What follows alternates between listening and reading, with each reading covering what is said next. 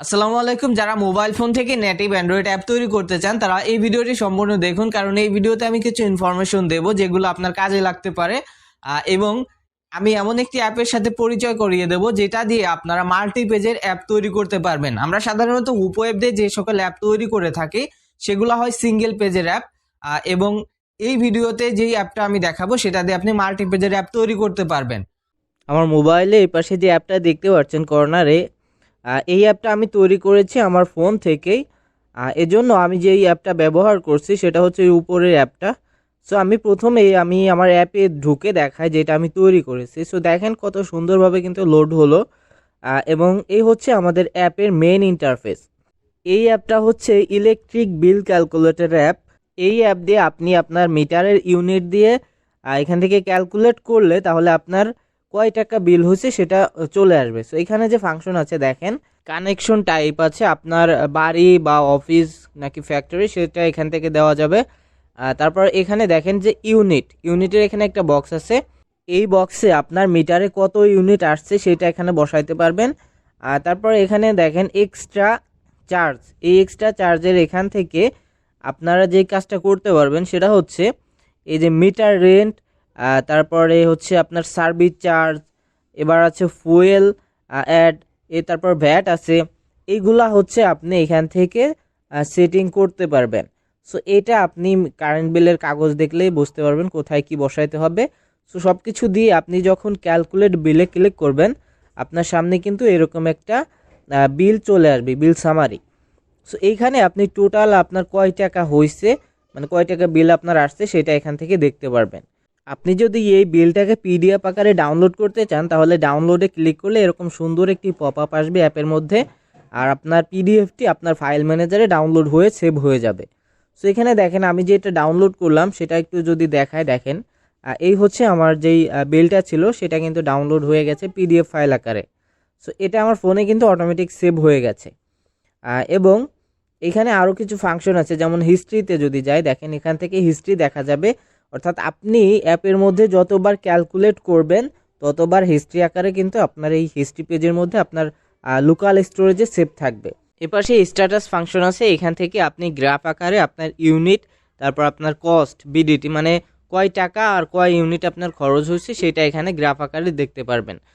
এটা কিন্তু হিস্ট্রির উপর ডিপেন্ড করে আপনার গ্রাফটা আসবে। তারপর এপাশে সেটিংস আছে, সেটিংসের এখানে আপনি অ্যাপের থিম চেঞ্জ করতে পারবেন। তারপর এখান থেকে আপনি ইউনিটের যে দাম আছে সেটা নির্ধারণ করতে পারবেন। যেমন এখানে দেখেন 0 থেকে 50 ইউনিটের দাম দেওয়া আছে এখানে 4 টাকা। আপনার যেটা থাকবে আপনি সেটা এখান থেকে কেটে দিয়ে বসায় দেবেন। সো এখানে দেখেন যে আমি একটা দিই যে আমার 0 থেকে 50 ইউনিটের দাম পরে 7 টাকা। সো আমি 7 টাকা বসায় দিলাম এখানে, এবং এখানে আপনি সেমভাবে আপনার ইউনিট অনুযায়ী দামটা কিন্তু বাড়বে। সো এখান থেকে আপনারা এটা সেট করে সেভ করে দিতে পারবেন। তাহলে আপনাদের এই দামের উপর নির্ধারণ করে কিন্তু আপনাদের ইউনিটের যেই প্রাইসটা আসবে টোটাল টাকাটা যোগ হবে।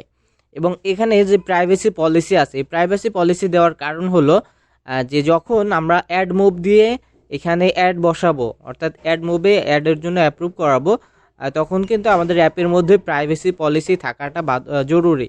সো এই জন্য আমরা প্রাইভেসি পলিসিটা অ্যাপের মধ্যে রাখছি। যখন আমরা অ্যাড মুভের অ্যাড বসাবো তখন আমাদের এটা কাজে লাগবে। ওকে, সো এখন যদি আমি আমার এই যে প্রজেক্টটা আছে সেটা দেখাই আপনাদেরকে তাহলে আপনারা বুঝতে পারবেন। সো দেখেন এটা হচ্ছে আমি তৈরি করছি AIDE এই অ্যাপ দিয়ে, এবং এটা কিন্তু মাল্টি পেজের একটা অ্যাপ, এটা সিঙ্গেল পেজের অ্যাপ না, মাল্টি পেজের অ্যাপ। সো আমি আমার কোডগুলা দেখেন এখান থেকে এই যে সবগুলা কিন্তু আমার কোড, এবং এটা কিন্তু মাল্টি পেজ। আমি যদি হুপো অ্যাপ দিয়ে তৈরি করতাম তাহলে কিন্তু আমাদের সিঙ্গেল পেজে অ্যাপ তৈরি করতে হয়, এবং এইখান থেকে আমরা মাল্টি পেজে অ্যাপ তৈরি করতে পারতেছি। সো এখানে কিন্তু ভালো একটা সিস্টেম, এবং এই AID দিয়ে অ্যাপ তৈরি করার ভিডিও কিন্তু আপনি খুব কমই পাবেন, যা পাবেন অনেক আগের ভিডিও। সো ভালো ভিডিও কিন্তু আপনি পাবেন না। সেম প্রজেক্টটা কিন্তু আমি হুপো অ্যাপ দিয়েও তৈরি করছি, আমি যদি আপনাদেরকে একটু দেখাই তাহলে বুঝতে পারবেন যে আসলে তফাৎটা কোথায়। সো এখানে দেখেন আমি এই যে প্রজেক্টটা দেখাচ্ছি, দেখেন ইন্ডেক্স, আমি যদি প্লে করি দেখেন সেম অ্যাপ, ওইখানেও যে অ্যাপটা আমি তৈরি করছি এখানেও সেম অ্যাপ, বাট এখানে হচ্ছে সিঙ্গেল পেজের অ্যাপ এবং ওইখানে মাল্টি পেজের অ্যাপ। এবং হুপো অ্যাপ দিয়ে অ্যাপ তৈরি করলে আরও কি সমস্যা থাকতে পারে সেটা যদি আমি ভালো করে দেখাই, দেখেন এখান থেকে আমি ধরেন একটা বিল ক্রিয়েট করলাম, এবং এখান থেকে আমি যদি এই পিডিএফ ফাইলটা ডাউনলোড করতে যাই, দেখেন এখান থেকে কিন্তু আমার এই ফাইলটা ডাউনলোড হবে না। সো আমি এখান থেকে একটা ফাইলের নাম দিচ্ছি যে নিউ, তারপরে যদি ওকে করি, সো দেখেন এখানে কিন্তু ইরর আসতেছে, আমাদের ফাইলটা আমাদের ফাইল ম্যানেজারে সেভ হচ্ছে না। এবং সিঙ্গেল পেজে অ্যাপ তৈরি করার আরও সমস্যা আছে, যেমন এখান থেকে দেখেন যে পেজগুলো আছে, এই পেজগুলা আমি অ্যাপের মধ্যে থেকে যদি ব্যাক বাটনে ক্লিক করি আমার অ্যাপটা একবার ক্লোজ হয়ে যায়।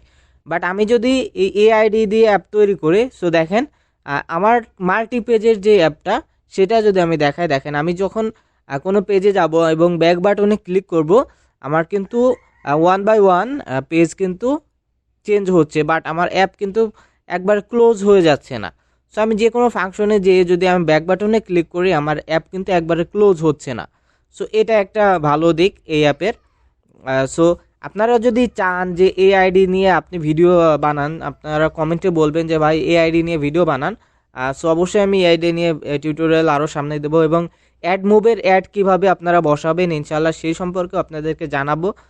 সো অবশ্যই আপনাদের কমেন্ট করতে হবে, এবং অ্যাপটা যদি আপনি ডাউনলোড করে টেস্ট করে দেখতে চান তাহলে আমার টেলিগ্রাম চ্যানেলে লিঙ্ক দেওয়া থাকবে, ওইখান থেকে আপনারা অ্যাপটা ডাউনলোড করবেন, তারপর আপনারা টেস্ট করে দেখবেন যে আসলে অ্যাপটা কেমন, এবং রিভিউটা অবশ্যই আমার কমেন্টে জানিয়ে দেবেন যে অ্যাপটা আপনাদের কাছে কেমন লেগেছে।